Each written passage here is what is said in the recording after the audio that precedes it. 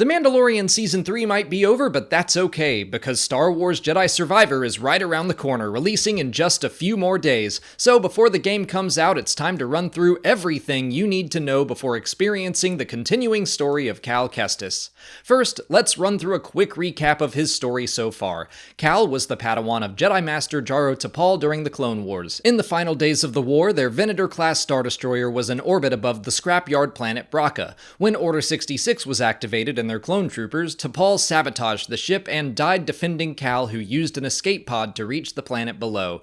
There he joined the Scrappers Guild, hiding his true identity for 5 years until he was seen using the Force to save the life of his friend. Imperial Inquisitors began hunting for him, but he was helped by a former Jedi Master named Seer Junda and her pilot friend Grease aboard their ship, the Mantis. Cal worked with them to find a holocron that contained a list of Force-sensitive children so they could restart the Jedi Order and fight the Galactic Empire. Their journey took them across the galaxy to the planets Bogano, Zepho, Kashyyyk, and Dathomir, where Cal befriended a Night Sister named Merrin who joined the Mantis crew on their quest. They briefly acquired the holocron, but it was stolen by the Empire and taken to the headquarters of the Inquisitors. Cal infiltrated the base, recovered the holocron, and narrowly escaped Darth Vader himself. Hoping to protect the children listed on the holocron, Cal and the others decided to destroy it, leaving their fates up to the Force. Next, we know a little more about the Mantis crew's story thanks to the book Battle Scars by Sam Maggs. Since there aren't any images for the book, I'll just use some gameplay footage of Survivor as visuals. Cal and the others continued to fight the Empire for the next couple years until an Imperial analyst surprisingly defected and joined their ranks. A woman named Fret, she learned the Empire was after schematics for a cloaking device called the Shroud. Cal and the others feared what the Empire could do with that technology and agreed to help steal it. During the journey, Fret and Merrin had a romantic fling that was interrupted when the Mantis crew learned the schematics for the Shroud weren't schematics at all. The Empire was after the inventor of the device, who was a former lover of Fret's named Irie. While they attempted to rescue her, an Imperial Inquisitor attacked. The crew narrowly escaped, and Grease lost his arm to the Inquisitor's lightsaber. After throwing the Empire off their scent, Fret and Irie parted ways with the others. It's also worth noting that cracks had seemingly begun to form in the Mantis crew as their individual motivations seemed to split off from one another. Cal wanted to continue taking the fight to the Empire. Merrin desired revenge against the Empire. Seer began collecting Jedi artifacts to preserve the Order's culture, and it was questionable whether or not Grease would even return to the Mantis after losing his arm. And that should get you up to speed on the story so far, but what do you have to look forward to in Star Wars Jedi Survivor? It does seem like the Mantis crew has split up to some degree. Dialogue from Seer and Grease suggests they haven't seen Cal in some time, but they certainly don't seem to be upset to see him either. It's not like Lando telling Han he's got a lot of nerve showing his face at Cloud City. Grease greets Cal warmly with a hug. We know Cal will have additional allies in his quest as well, like Bode Akuna. Game director Stig Asmussen has said he and Cal form a special bond. It's almost like they're brothers. And they're not exactly the same, but they really do complement each other. Beyond story considerations, Bode plays a role as a buddy AI character who aids in both combat and traversal. The Empire is, of course, still a major enemy in the game, but a new group will serve as antagonists as well. The Bedlam Raiders, led by Ravis. They're located on the planet Kobo, where they cause trouble for the locals. Ravis himself is a Gendai, an imposing alien species known for being nearly indestructible. They live a very long time and are made out of tendrils that can rejoin together even after being cut apart by a lightsaber. I am already terrified to face him in boss fights, and Asmussen described him as a wrecking ball. Speaking to IGN, the game's cinematic director, Dori Arazi, said, "What makes the Gendai so interesting, in my own opinion at least, is that in their own mind and their own world, they're very chivalrous. They have a code they adhere to. It binds them to a certain code of honor for their conduct. It also binds them to their history and what's left of their people. So Ravis is not just this gruff grunt number 7 who can take an army down. He's got a long past. He's seen a lot of history. He could be 1,000 years old. He has seen empires rise and fall. He's seen the Jedi rise and fall, and he's seen the rise of the actual empire itself. So he's got a lot of tragic history and a lot of depth that we try to explore. From a visual perspective and a character-to-character perspective, Gendai are just fun because what do you do to them, right? Oh, I'm a powerful Jedi. I have a lightsaber. I'm going to slash you. It does nothing. The dialogue of the violent construct of this galaxy is completely different with this character.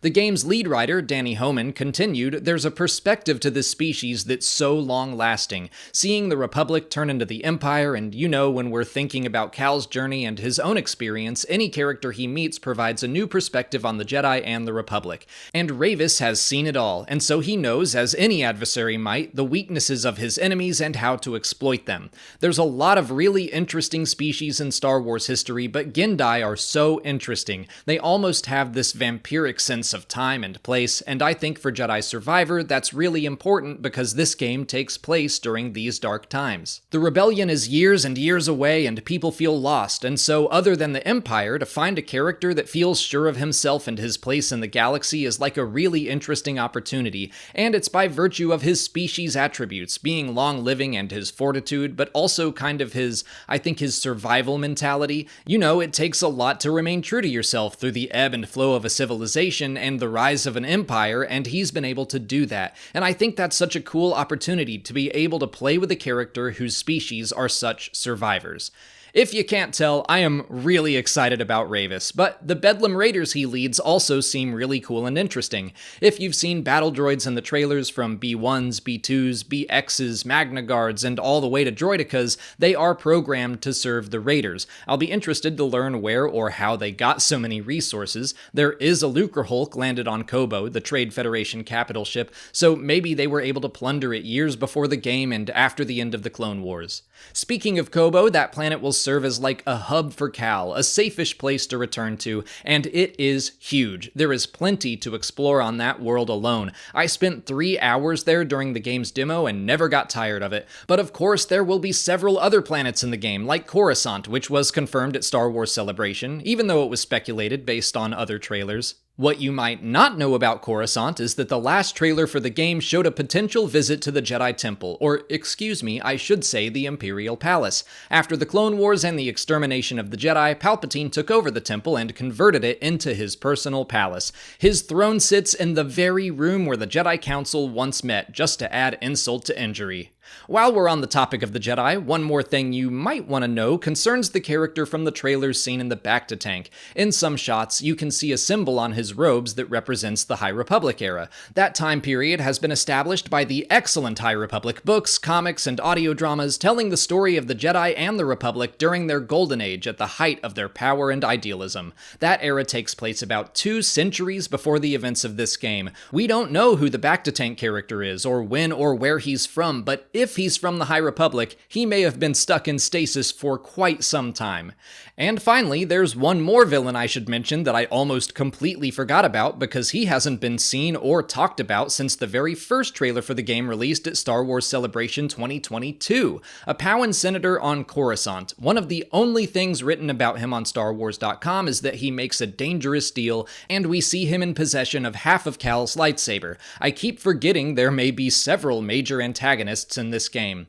But I think that's everything you need to know before playing Star Wars Jedi Survivor. The game comes out on April 28th, and I cannot wait to step into Cal's shoes again. Let me know what you're most excited about in the comments. When the game releases, you can expect me to stream it quite a bit. I'll probably play through just the story for myself so I can do a base review on that, but then I'll go back and try to stream a full Jedi Grandmaster playthrough to try to 100% the game, which I think will take a long time. Until then, please like this video, subscribe to the channel to keep up with all our Survivor coverage, follow us on TikTok, Twitter, and Instagram, and consider checking out our Patreon page. As always, thanks for watching, and may the Force be with you.